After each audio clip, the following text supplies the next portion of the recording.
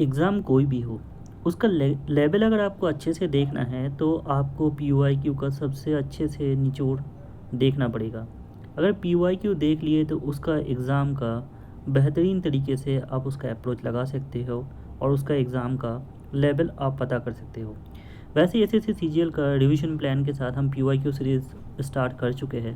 12 सितंबर second shift को लेके हम डिस्कस कर रहे थे। तो आज का देखिए सबसे एक बेहतरीन सवाल लेके डिस्कस करेंगे। ये सवाल जो है थोड़ा सा लेंदी है और इसको समझने का जो तरीका है हम स्मार्ट अप्रोच से देखेंगे, बहुत बढ़िया तरीके से देखेंगे। तो इसमें क्वेश्चन में ये बोला है the number of red blue and green marble in A bag ratio में दिया है 3:4:6। मतलब ये है कि एक बैग में आपका मार्बल रखा हुआ है 3:4:6। ठीक है, मान के चलिए आपका एक बैग है, यहाँ पे 3 टाइप ऑफ मार्बल रखा हुआ है। एक रेड मार्बल रखा हुआ है, ब्लू मार्बल रखा हुआ है और ग्रीन मार्बल रखा हुआ है। तो इन्हीं का रेशियो यहाँ पे आपको दे दिया है 3:4:6।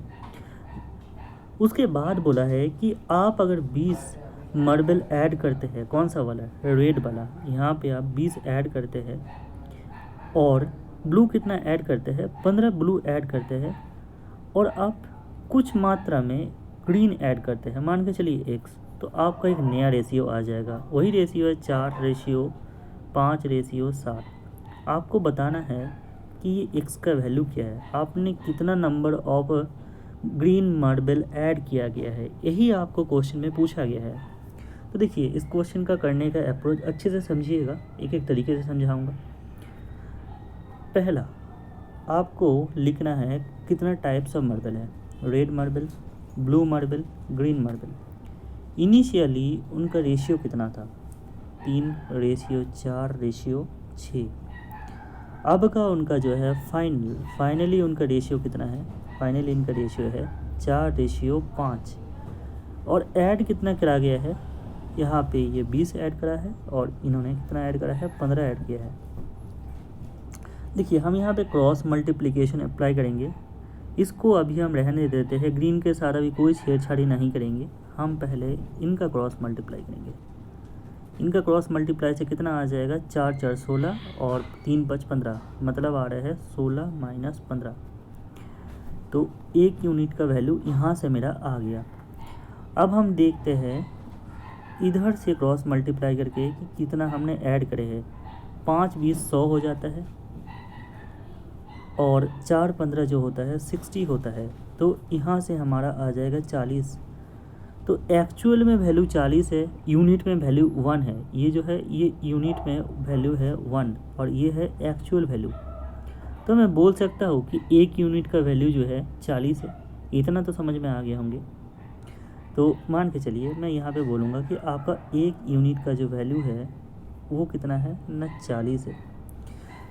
अब मुझे बताइए शुरू में, एकदम शुरू में रेट कितना था, इनिशियली रेट जो है आपका था 3 यूनिट और एक्चुअल में एक यूनिट का वैल्यू 4 है। तो टोटल आपका रेट कितना हो जाएगा, 120 हो जाएगा।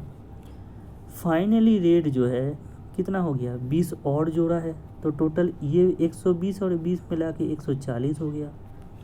सॉरी 1400 नहीं, 140 हो गया। मैं थोड़ा इरेज करके लिखता हूँ इसको। मान के चलिए ये जो है 140 हो गया। ये फाइनल रेट का वैल्यू है और फाइनल रेट का वैल्यू मेरे को जो है रेशियो में कितना दे रखा है, 4 दे रखा है। ठीक है, इतना तक आपको समझ में आ गया होगा। तो मैं रेट से इसको कंपेयर कर रहा हूँ, तो मैं बोलूँगा कि मेरा रेट जो है इधर कितना है, एक्चुअल में रेशियो में वैल्यू, रेट का जो है रेशियो में वैल्यू जो है फाइनली कितना है, 4 है और एक्चुअल कितना है, एक्चुअल जो है 140 है। ठीक है, मैं ये बोलूँगा कि फाइनली यहाँ पे एक चीज़ आप मुझे बता सकते हैं कि जो ग्रीन है, ग्रीन का फाइनल वैल्यू कितना दे रखा है, 7 दे रखा है। तो आप बताइए मुझे 140 जो है रेट का वैल्यू, अगर रेशियो में 4 है तो 7 का वैल्यू हम यहाँ से निकाल सकते हैं। ग्रीन का 4 से कटेगा तो 35 डायरेक्ट आ जाएगा, इससे गुणा करेंगे तो 245। समझ में आया ये। पहले आपको क्या करना है एक यूनिट का वैल्यू निकालना है, उसके बाद आपका रेड का वैल्यू निकालना है, और उसी रेड्स के वैल्यू निकालने के बाद हम ग्रीन को वहाँ से कंपेयर करके आराम से निकाल लें। बस 3 स्टेप से हम ऑलरेडी तरीके से कंप्लीट कर सकते हैं इस क्वेश्चन को।